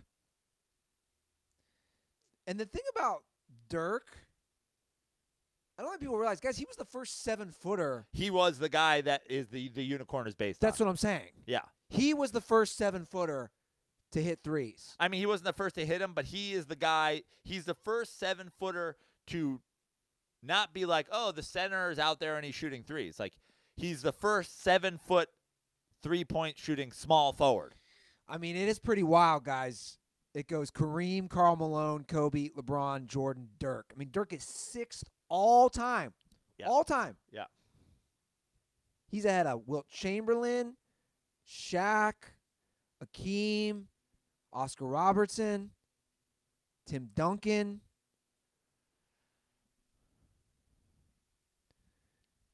Yeah, I agree with you. I think poor Dirk, it's kind of been overshadowed with D-Wade retiring as well. But I know the headline is the banana boat, and it's like, first of all, Melo's out of the game, right? Yeah. Entirely. LeBron's hurt, and, he talked about taking time off. It's like, good for them. It is what it is. Great. Yeah. Enjoy. Good. You guys are besties. I'm cool with that. I know everybody. I know, again, there's the hot take media who's like, back in when I watched the game, Jordan would rather stab Charles Oakley than hang out with him in the off season. It's like, Charles Oakley and Michael Jordan are best friends. Actual fact. Actual fact. Michael Jordan, shooting guard for the Chicago Bulls. Charles Oakley, power forward for the New York Knicks, guy who hammered Michael Jordan. They played every together. time. Yeah. Best friends. Actual BFFs. Fucking Will Ferrell and John C. Reilly in Step Brothers. Back in my day, you didn't hang out with the guy that was on the Bulls if you were on the Knicks. Back when I was going to the Garden all the time. Like, people forget, they literally were on the Bulls together. The Bulls drafted Charles Oakley. No, forget that. They're literally best friends. Actual BFFs. Have fucked women together. Facts. Google's a wonderful thing. Use it, guys. When you're getting in an argument or you want to have any sort of discussion. Banana boatification of the NBA. Back in my day, Oakley and Jordan would never hang out. Never. I'll tell you one thing we do on Dirty Sports. Suckers. And obviously I'm a fan of Rappaport, but he goes on We Don't Fact Check for their show. On Dirty Sports, we 100% fact check because we're discussing this shit, right? You got to fact check. If you want to have a legitimate discussion, you got to have facts ready.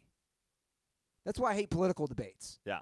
When these politicians are sitting at the podium and they just keep throwing shit out, and I always say there needs to be a moderator who hits a buzzer. It's like, no. What you just said is false. We're fact-checking that shit. Don't be spewing, things that aren't true. Prano, you're a couple beers deep. You're doing the Thirsty Thursday? The Thirsty Thursday. Just sunny. My friend Pete's in town visiting. I'm on vacation. Well, guess what? I got something for you tonight before you go to sleep that's going to make you feel You don't have to so tell me. much I better. already know. You know about this? I know it. I'm using it. You know about Cheers? Know about it. It's on my counter. It's on my countertop. So that right before I go to bed, get a glass of water, as everybody knows. Yeah. And then I've been throwing down the Cheers. You take one of these amazing Cheers pills. Yep. And then you take You take 2 or 3. 2 or 3. Okay. Yep. I'm not a And drinker. you can take some in the morning. And then you take. Let me get this out. Then you take. It's a powder. Struggle is real with baby hands. Then you take this powder. You mix it in some water. Even if you're just gonna have a couple. Yeah. Even if you're saying I'm just gonna have 3 or 4. You're gonna feel better the next day. I know people, I know most addicts, they don't want us talking about like other products, but like if you've ever done like the sports drink and aspirin thing before bed, No. like this is No. that on I don't want to say on steroids because we're talking, but basically that on steroids. It's much great. better. Take that, take the pills, put the powder in some water, boom. I'm not joking. It's not like I went crazy hard last week, but I was doing some day drinking. Day Yeah. drinking turned into some night drinking. I didn't have dinner. I was like, uh-oh, tomorrow I'm going to feel a little sluggish. I don't think I'm getting up, and I'm going to surf tomorrow morning. Yeah. Hit the cheers. Night before, woke up, bright-eyed and bushy-tailed, 7 a.m., paddled out to sunset, had myself a beautiful morning surf. And I'll tell you what, as a 39-year-old man pushing 40, I'll take any cheat code I can get. And Cheers is a cheat code. That's right, guys. To use Cheers, you simply take 2 to 4 capsules after your last alcohol beverage or before you go to bed. If you don't wake up feeling at least 50% better the next day, you'll get your money back guaranteed. Wow. So to order, visit cheershealth.com. Enter promo code DIRTY at checkout to get 10% off your first order and a free gift. That's cheershealth.com, promo code DIRTY, D-I-R-T-Y, for 10% off and a free gift with your first order. Guys, cheers. The best thing to happen to alcohol since alcohol. Better be doing that tonight. I have a feeling it's gonna be a long night with you and your boy Pete. I have a feeling that you're correct. He doesn't drink, so I'm going to have to be doing it for both of us. Oh, he's the Andy Ruther mode. Yeah. Now, why does he not drink? He's never drank. Oh, interesting. Yeah, he's not a drinker. Respect for those people. That's a Yes, I believe, there's a history of alcohol consumption in his family. He didn't want to go down that road. Yeah. He never wanted to be the guy. He's also got a great personality and a lot of energy. He never needed it. Can I tell you He was something? the guy at the party rocking out on Snapples. Can I tell you something that you said to me when I stopped drinking? I don't know if you know how much of an impact this made on me in a positive way. I'm going to get real for a minute. You were making a joke, but it was sincere that I was like, yeah, Joe is right. When I stopped drinking, you were like, Ruther, you're the guy who shows up at a party and says crazy shit drunk. You're also the guy who shows up at a party and says crazy shit sober. So you were like, does it really matter if you're not drinking? Well, that's always been my thing with you is like you're doing that. Forget at a party, you're doing that in traffic, and you're doing that at volleyball, and you're doing whatever. You're just like you're a loose cannon in life.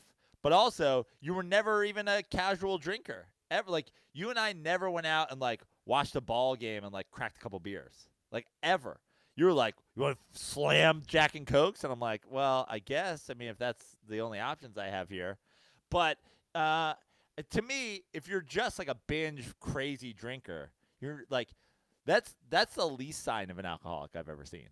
Like a least sign of somebody that I'd be worried about them like living life without alcohol. It's like the people who are like, I just need it. Like when I stop drinking, I do fairly regularly. I'll take a month off here and there. It's always like a thing. Month off, 6 weeks off. A lot of times it's right before my birthday. I always need one at a barbecue. I always need one at Dodger Stadium. Yeah. I don't need one out at the bar. I need one with a hot dog. Those are people you got to worry about. I'm like, I'm supposed to have a beer right now. It just feels right to have one. Yeah. We were talking about that at our pool the other day, and we were talking about somebody who it's really tough for him to be at our pool without a beer, and I was like, whoa, that would suck. I was like, look around. We had a bunch of people out the other day, and I was like, there's a lot of people drinking. There's a lot of people not drinking. There's people smoking weed. There's people grilling. And it's like if you have to have that beer at the pool, it's not a good sign. Anyway, that is our health update on the Dirty Sports Podcast. Yeah. I want to go over some of these new XFL rules, and then we'll get to some dirtball calls. Okay. You don't seem excited. Sure. I mean, just imagine 6 months ago us going over the AAF rules before an episode. But these rules are kind of crazy. No, I know that they're kind of crazy. I'm just saying a year from now we're going to laugh and laugh and laugh that we talked about it when the XFL has disbanded. You think you're not giving the XFL any chance? People just don't do it, man. People everybody says they want more football, but no one wants it. I agree with you. No one actually wants it. Everybody was so turned for the AAF week 1. Yeah, it got great ratings week 1. How fast did that? They didn't even finish the season. Like, was there a champion named? No, they didn't finish the season. I mean, that's hilarious. Yeah. But anyway, maybe these crazy rules are the ones that are going to keep people interested. Hit me. What do we got? Well, you can use 1, 2, or 3-point conversions. How do you – a 1, you kick it? 1-point conversion, yes, will be a kick from the 2-yard line. 2 points will be from the 5-yard line. And 2 points you have to run or pass it in from the 5-yard line. Yeah, and 3 points from the 10-yard line. Okay. So after every touchdown, you have the option of 1, 2, or 3 points. The overtime rules are fucking wild. Here's how the overtime rules are going to work. There'll be 44 players on the field at once. So each end zone is going to have an offense against the defense. And then they're going to do best out of 5. This is horrifically dumb. But wild, but dumb. So, yeah. So, basically, you're going to have one end zone, and offense is going to be going against the defense. And another end zone, offense going against the defense. And the best out of 5 wins the game. Those are going to be the overtime rules. And, okay. And defenses get a point during the overtime for forcing a turnover. That's some gimmicky shit. Not a fan? Sure. I don't see the point of putting them on the field at the same time. I kind of like it. It's so out there. I kind of like it. Am I going to be watching it in split screen? Well, they're not going to be playing at the same time. Like, boom, they do a play. The other offense and defense on the other end of the field is ready to do a play. Okay. It's kind of like how they do penalty kicks. That's what they're saying they base it off of in soccer. I'm looking forward to throw to the end zone. Ball's up for grabs. Ref watching it. He's hit by a chair. And the other guy pass interferes, but no one saw it. And he's running it back. And now he's running it back through another group of players that are on the other side. Oh, my God. What's happening? Yeah. Just WWE style. Undertaker pops up from the fucking coffin.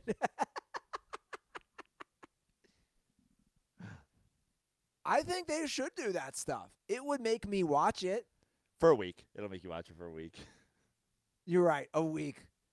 2 weeks. You'll be like, I saw that crazy overtime. Well, realistically, you have to look at it from this point of view. The AAF was on a Saturday night. As someone who watches college football a lot of times on Saturday night, NBA, NFL once it hits playoffs, I'm like, dude, I get a Saturday night. I'm not watching the watered-down version of the NFL. And that's kind of the problem that they have is that, people want a fucking break. By the way, I just want to say I was complaining about my Reds. All we needed was a series with the Florida Marlins, the Miami Marlins. Quick update. The Reds just swept them. Puig returns. Yeah, this is going to do a Reds shout-out. I'm reading Puig returns from his 2-game suspension. He doubles in a pair of home runs. I told you, man. All I need is, man, a couple of days off, man. Please. Every maybe 2 weeks, 3 weeks, let Puig go home, chill out, No, I'm relax. wrong. He had 2 doubles. 2 doubles, man. 2 doubles is 5 like RBIs. 2 doubles is like 1 home run, man. No. And I'm an idiot. I can't read the 2 doubles, 2 RBIs. You're right. You just need a couple days off. It was wild. As of yesterday, so that was a 3-game sweep of the Marlins. Yeah. As of yesterday, you guys had 3 total wins. You were like 3 and. Yeah, they entered that series 1-8. Yeah. So as of yesterday, you were 3-8. You already had a positive run differential because you put like 14 on the Marlins. It's wild. Yeah, because your pitching's been good. I was gonna say again today. Yeah. 1-5. I looked after last night's games. The Reds had given up the fewest amount of runs in the National League. Yeah. The pitching's been there. Which isn't surprising. I mean, it's surprising, but it's not that surprising because everything, Laz and I are going to talk about this on Dirty Slides, which we're going to record in the next couple days. But just when you think a team's like not going to do it, like remember I kind of said like the sneaky. Watch out for the Mariners. Like the Mariners lineup's like sneaky still good. Yeah.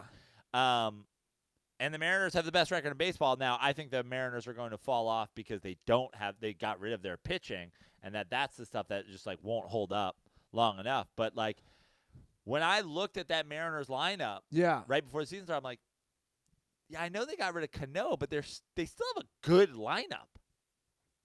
Yeah. What do you think of they're doing more of these Mexico games? Yeah. So the Reds are going to Monterrey to play the Cardinals. Yeah. Good. I like it. Mexico has, the Latinos of the world have always been baseball fans and baseball players, and I'm all for it. The Mexican League is obviously a fall league that we have, and it's an important part of the baseball offseason. And Kenny Powers played in Mexico, or did he play in Puerto Rico? He played in Mexico. Played in Mexico. Yeah, I'm all about Mexico. I'm all about baseball. Being in Mexico. Great. Me too. Fantastic. I love it. Absolutely love it. I think baseball should do some series throughout fucking all the Spanish-speaking world. They should go down to Central and South America more often. Do more games down there. I just watched a Netflix documentary about the Rolling Stones in Latin America. Well, how was Ole, that? Ole, Ole. You should watch it. It's really good. I want to see baseball do that. I want to see the MLB play more games in Cuba and fucking Peru. And I would love to go to a game. That'd be a lot of fun. Like in Yeah. Havana or something. That'd be a blast. And I told you, and I'll tell the Dirtballs. Puig disagrees, by the way. He's like, please no. Please. Do not make me go back to Havana. I got to read this YouTube comment I left section. my family in Havana. Do, do, do, do, do. I replace them with beanie babies. Do, do, do, do, do. I got to read this from Clay Hartness in the comment section. I'm an English teacher in Spain, and Prano's Puig voice sounds just like some of my students. Yeah. Please, man. I understand. I know how to do Latino voice. Did you see this home run celebration by the Texas Rangers? No. Oh, yes, I did. I was Were like, they- what? Which one? Yeah. The honk? Where they grab each other's dicks? Yeah. Are we I'm okay with it. are I'm we sure yay they're- or nay on this? I'm sure they were in cups. I'm fine with it. If they want to fucking touch each other's dicks, like, good for them. This was out here in Anaheim. Yeah. Great. I'm totally okay with it. Who cares? What's been the pushback with them grabbing I each don't other's know. dicks? I don't know. Kids are watching. I think I saw somebody say. No one noticed that. No one noticed it in real time. I mean, you noticed it on Twitter. This is what I love. Kids are watching. Same kid has access to M16s to shoot up a school. Yeah. What are we talking about here? I mean, it like, no one saw it in real time. So if your fear is that kids are watching, the kids only saw it because they went on Twitter and saw it replayed. And if your kid's on Twitter, he's already a lost cause. Yeah. You know what I mean? If your fucking 10-year-old's got a Twitter account, he's seen some wild shit. Yeah. You know, he saw a fucking guy on the train tracks who had been run over with his fucking body, half his body exposed, and fucking some dude getting eaten by a piranha, and fucking like there's wild shit on Twitter. Porn stars galore, there's pussy everywhere. That dude getting kicked. Did you see the one with the black dude kicking the dude? Yeah, kicking the dude down the stairs. Like, how does that end? Yeah, You thought I had a dent. That dude's got to be landing on his head. Dude, you gotta get into the YouTube animal world. That's what I'm in right now. I keep tweeting that stuff I'm aware. out. Bro, there is some amazing stuff.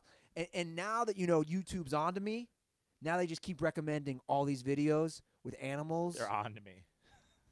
You mean now that YouTube's monitoring your thoughts and everything you say out loud? Oh yeah. I can't stop watching these videos, bro.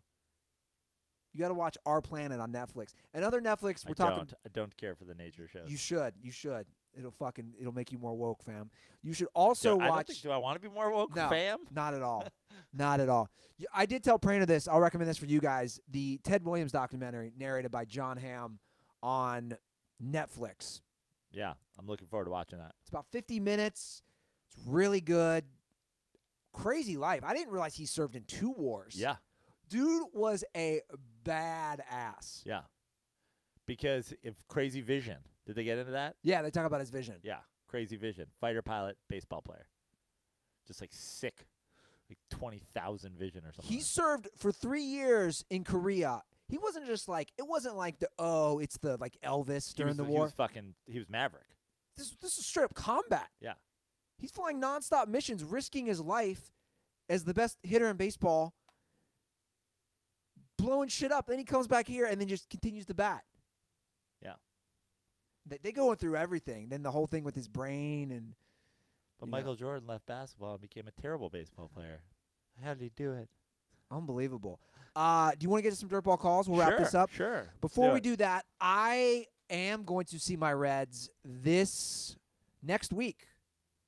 Jackie Robinson, Monday Night Baseball. Jackie Robinson commemoration night, something like that. Another giving away. Jackie Robinson Day. Yeah, they're giving away some stuff at Dodger Stadium. Then I'm going to go to a day game. I'm going to be getting those tickets on SeatGeek. So I believe it's the 15th and the 17th. I'm for sure going to 2 Reds games. And I don't know if you're around, if you're curious, then they go to Petco. I'd love to go down to San Diego to catch a game. Sure.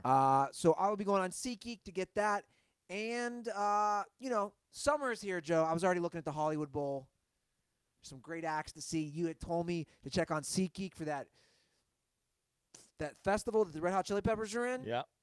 Right? Yep. The Ohana Festival. The Ohana Festival. Guys, SeatGeek has so many options. So go on SeatGeek right now. Download the app for tickets to any of these great events. Best of all Dirtballs get $10 off their first SeatGeek purchase.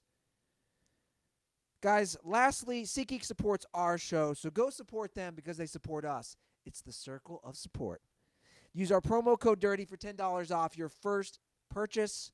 You can use that for concert tickets, sports, comedy, whatever you want. Remember, that's promo code DIRTY for $10 off your first purchase.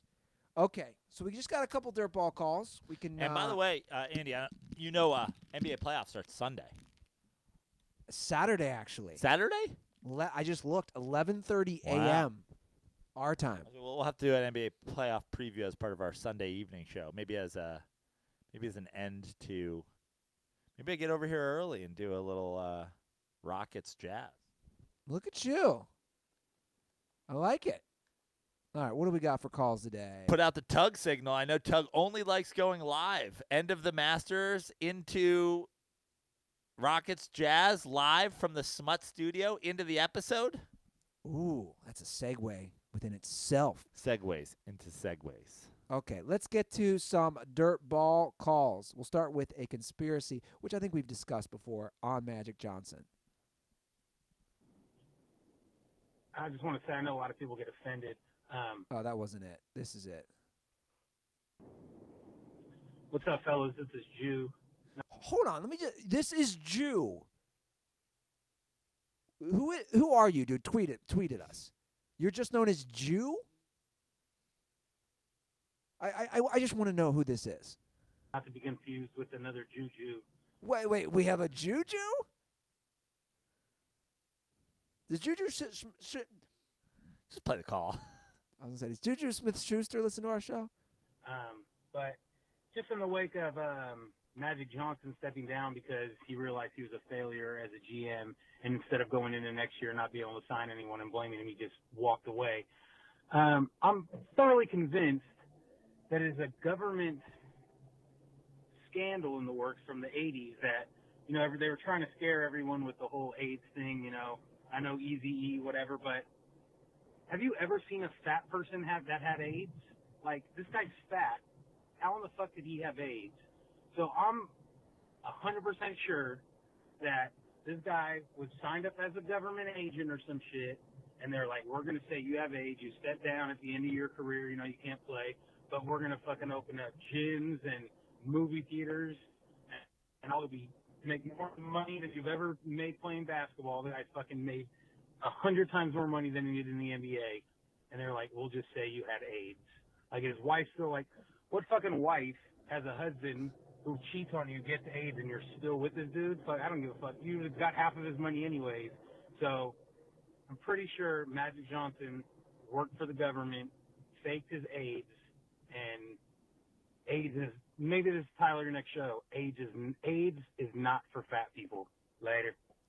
Now, we've discussed this. So here's the problem. So why does the government – so you play all the conspiracy theories out at the end, because I'll tell you the actual conspiracy theory with Magic Johnson and AIDS. But first, there's two that I have. Let's go through the conspiracy theory. Why – what's the end game of him pretending to have AIDS?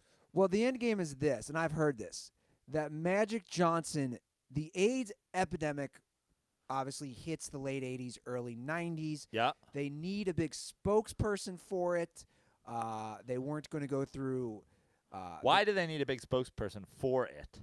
Because they need to act like this is more prevalent than people realize. So that people act accordingly so that they don't get it? Yes. Well, here's the problem. The government gave everyone AIDS. That's the problem with this theory. The government's not trying to keep people from having AIDS. The government's giving people AIDS. Interesting. AIDS is a fucking killer disease that was designed to kill gays and poors and blacks by our government. And Prano's coming in hot. And then suddenly, when super rich people get AIDS, they can live forever? We have an antidote to AIDS. Magic Johnson has had the antidote to AIDS the whole time. It's called money. Yeah, it's called being able to afford the cocktail of pills that will make you not have AIDS. By the way, he never had AIDS. He had HIV, and he doesn't test positive anymore. And he never got AIDS because he had enough money for the cocktail of drugs to keep you from getting AIDS. The people that the U.S. government started injecting with AIDS in a hepatitis clinic in the fucking 50s in San Francisco to be spread through the gay community didn't have any money. They were eradicating gay people. You really think that? Yes. You really think that? Yes. You really think that? 100%. You think this is Prano coming in hot. You think our government, and I'm not saying, hold on, for the record, I'm not taking a stance on this. Because and by our government, I mean high-ranking officials within our government. This wasn't voted on by senators and congressmen. It's the Illuminati. It's the fucking the true puppet string pullers of the government giving heart disease to the black community, AIDS to the gay community, trying to eradicate what they believe are the worst parts of our society. Violently and wrongly and disgustingly. But yes, I absolutely think that that's what happened. This is my take. Magic Johnson never got AIDS. Every poor gay guy ended up getting AIDS and dying of it. Who got it the same time as Magic Johnson? Look, I'm not. My take on conspiracies are, I'll hear conspiracies out. I'm not anti-conspiracy theory at all. This one's a tough one. I mean, there's two major populations that have been affected by the AIDS crisis: the gay community and the black community, and Africa. Yeah, that's what I mean by black community. Yeah. We're the Norwegians dying of AIDS. We're the rich white folks dying of AIDS. Again, I'm. Freddie Mercury, sad fucker, got it just too early. Caught that shit too early, man. Can't be catching that shit when they're still testing the fucking beta. I'm here to entertain all theories. The other theory on Magic Johnson is that he is bisexual. No shit. I've already said you can't. Andy, we've covered on the show numerous times. You can almost not get AIDS as a straight man from fucking straight sex. Well, you know. Facts. Facts. Let me put it this Live way. in facts. Hold on. Let me put it this way. As a single man who likes to fornicate sometimes, you have no fear of AIDS. I don't want to have that mindset. Congratulations. The U.S. government and everybody involved and Big Pharma and whatever have convinced you. And good. Be better safe than sorry. But unless you're ass fucking intravenous needle users, you're not getting AIDS. Well, you should see what happens in Savage Town on a Friday night. I mean that. I understand that. Magic Johnson got into some wild shit. Magic Johnson has never had AIDS. Not for 1 second.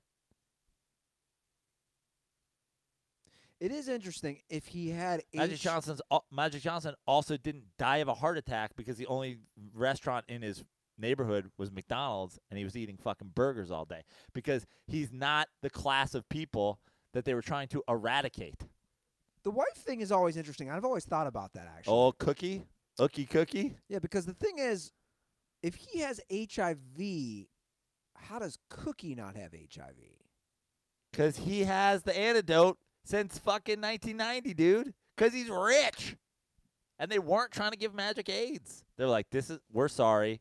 You're one of the fucking, you're actually one of the good blacks. We really like you. You're Magic Johnson. Your fucking name's Magic. You play for the Lakers. This is all gone haywire. Here, take this. You're fine now.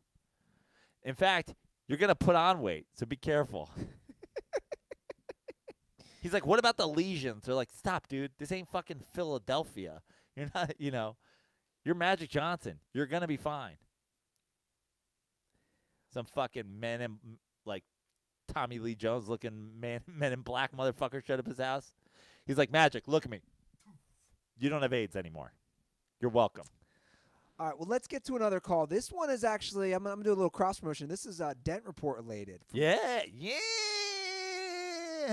From this week's episode with Sharon Houston. What's up, guys? Corbin from Colorado. I'm out here at work. You're making me clean bathrooms. Hate to see it, but anyways, I'm listening to the Dent Report with Sharon Houston, and I've got to ask, did old Denty get some poo-tang afterwards? Because they were low-key vibing. So, I don't know if you guys signed like an NDA or something, but, I want to give it up to my man, Andy Ruther, if you did. Stay dirty. You smashed, bruh. No, I did not hook up with Sharon. Here's that day or any other day? No, I have never hooked up with Sharon. Here's the thing. If you listen to this week's Dent Report with Sharon Houston, we really get into dating and sex. Like, she doesn't hold back. Was she trying to smash? No. But what I like about Sharon is you know her. We know her through, like, I met her through Eddie. Were any point during the episode you were thinking about the HBI? Well, no. I'll just be honest right now on air, and I've said this to you before. Like, when I first met Sharon, and I've told you this, I was crushing on her. Yeah. You were thinking about that hot beef injection. No, hold on a second. Look, like I think she's attractive. I think she's funny. Yeah. Relax. I think she's got a great personality. I love her openness. If you listen to the Dent Report, like, she has no problem talking about sex. And it is attractive when I hear a woman like her saying how good sex is very important. And she says on the show, basically, I fuck dudes way quicker than my friends because it's important to know, is the sex going to be good? Because I'm not going to stay around the dude with the sex isn't good. And did you go, are you afraid of AIDS? I did not ask her. Yeah, you shouldn't. She has nothing to fear. But no, we did not engage in anything. And I don't think we will. Like, we're just cool. Ooh, I don't think we will. Oh. Well, just calm it down. Yeah.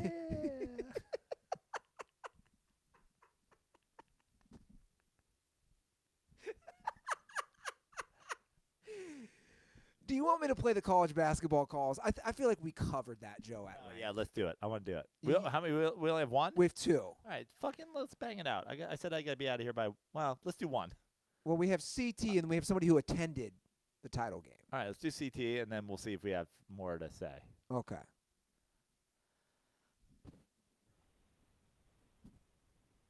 Ellis speaking here in Seattle. Just calling at halftime of the NCAA National Championship. I left too long of a call last time. I was rambling on, but I wanted to respond to your thoughts about college basketball on the last podcast. I think it's unfair to compare the NBA to college basketball. I love watching both. The NBA is clearly the better product. There's no debating it. The best athletes are in the NBA. It's executed at a much higher level. I love watching the NBA more than college, but you can still enjoy the college game. You just got to know what you're watching. You can't go into watching college basketball expecting to watch an NBA game. It's just not realistic. It's shorter. The athletes are not as good. They are amateurs after all playing this game. But you can't argue that this championship game isn't exciting. I mean, again, maybe the offense is not as good, but the effort is there. These kids want it. Just defending the low college basketball. I don't watch the regular season, doesn't mean shit, but the tournament is always one of the best events of the year. All right, guys. Condoms are for the University of Washington. Go Cougs. So I'm glad we ended up listening to this. Here's the thing. I've had to reply this to people on Twitter with this. I don't give a single fuck what you watch. I don't give a single. There are people who watch Keeping Up with the Kardashians. Lots of them. One of the fucking Kardashian Jenner girls is the most followed person on the internet. There are people watching the Wendy Williams show every day. There's people who watch that Skip Bayless shit. I don't give a fuck what you watch. I don't give a fuck if you like college basketball. I don't give a fuck if you love college basketball. I don't give a fuck if you think that there's a place to watch college basketball and appreciate it in a way that is different from appreciating the NBA and blah, blah. Here's what I care about. Don't argue it's good. It's not. The college basketball game at this point, and again, I've said this. I used to watch college basketball. The NCAA is broken on many levels. The one way that it really rears its ugly head in college basketball is the best players are here for a year and don't learn to play the game in that year. And the lesser players stick around. So you have highly talented teams that have absolutely no fucking fundamentals. And then you have lesser talented teams that are fundamental but not great. And it makes for a bad, awkward, disjointed product that often ends up being a bad basketball game to watch. Now, there's a difference between poor quality of play and exciting. If the NCAA final came down to 7-6, it's still exciting. Every basket counts. Exciting and good are different. The final was exciting. It wasn't good. The quality is poor. You enjoy poor quality basketball? Great, man. I don't give a fuck. You're an AAF fan? Great. I don't give a fuck. You're a MAC football fan? Cool. You watch the Kardashians? Great. But when you come and you say that the quality, that you prefer college to the NBA because you like fundamental, kill yourself. But that being said, watch literally anything you fucking want. I don't care at all. There's going to be a lot of people watching golf this weekend, man. I would rather jerk off into a fucking can of baked beans and start throwing it in traffic than watch the Masters on Sunday. There's going to be a million people watching it. That's up to you guys. Enjoy.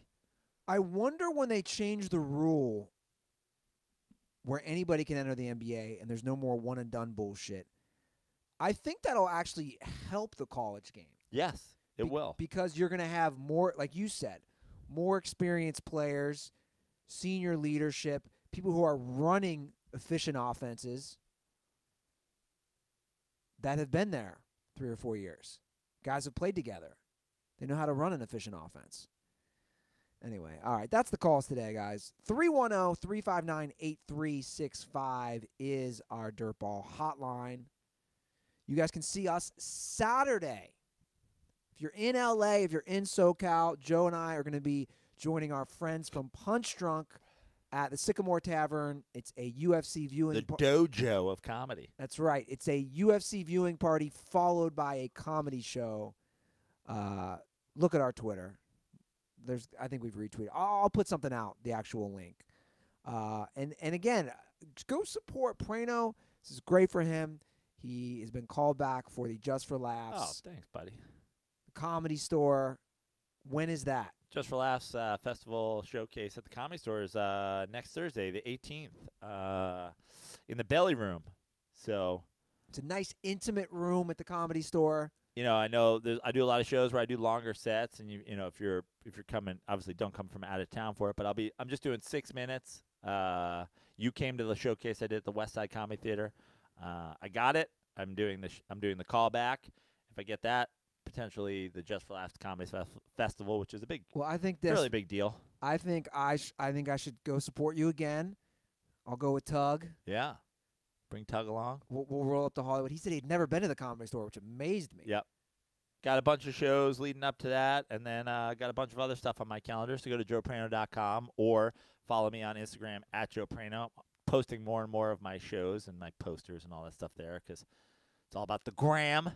Fix your life on Twitter, unless you're a cheddar dick Gronk fan from some fucking 200-person all-white fucking loser school in Massachusetts or New Hampshire. Then don't follow me on Twitter, you fucking dorks. Shots fired. If you're fucking 5'6", you're the starting quarterback on your football team. Spoiler: your football team sucks.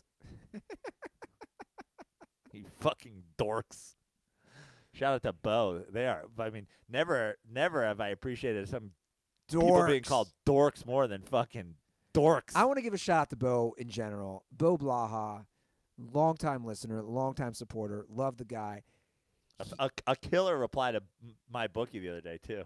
Oh yeah, that face went. He's calling everybody dorks. Yeah, and he did it on Instagram. Jay Lloyd made an amazing Photoshop. I said, can we Photoshop the whole Antonio Brown, Juju, and Tomlin and Big Ben? Can we do a Mean Girls? And Jay Lloyd did an amazing Photoshop. And all those dorks, because that's what you are, like, Juju's not a bitch. They're all bitches, like we said. And Bo went through each comment. He must have left like 15 dork. And then they would respond to him, and he would just write dork. It's amazing. You're all fucking dorks. You're lucky we ran out of time. You just brought up the Steelers. We won't talk about that Ben Roethlisberger was called a racist by one of his teammates literally earlier today. Which he then retracted. Where there's smoke, there's fire. Okay. Wade Robson went on trial and said Michael Jackson didn't touch him. I think sometimes you got to talk about what is or what isn't. I'm not comparing those two. Guys, follow me on Twitter and Instagram at Andy Ruther. Follow us at The Dirty Sports. And if you leave an iTunes review, I need to send out some koozies today. Or if you use a screenshot of any of our amazing sponsors. We have some new ones. We have Cheers. We have Free Fly.